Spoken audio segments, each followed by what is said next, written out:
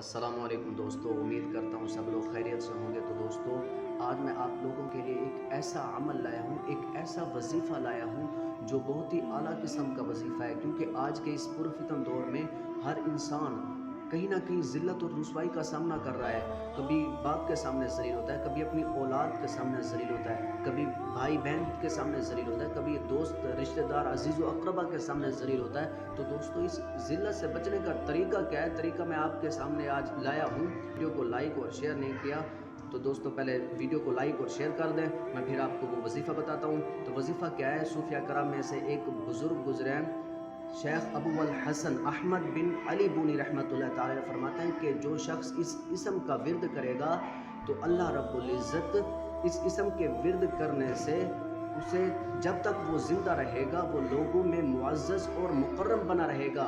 वो लोगों में मुअज़्ज़ज़ और मुकर्रम रहेगा, यानी कि वो जब तक वो ज़िंदा है लोग उसकी इज़्ज़त करेंगे। तो दोस्तों, इसके और भी फ़ायदे हैं कि अगर वो तंग दास्ता है, मुफलिस है, तो ये तंग दस्ती और मुफलिसी भी दूर हो जाएगी। अल्लाह रब्बुल इज़्ज़त उसे इज़्ज़त और शोहरत माल और दौलत से नवाजेगा।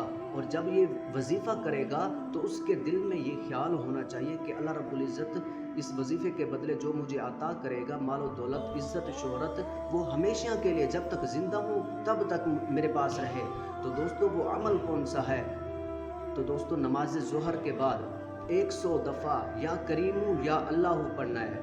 तो इसकी बदौलत अल्लाह रब्बुल इज़्ज़त जब तक वो ज़िंदा है उसे इज़्ज़त से नवाजेगा।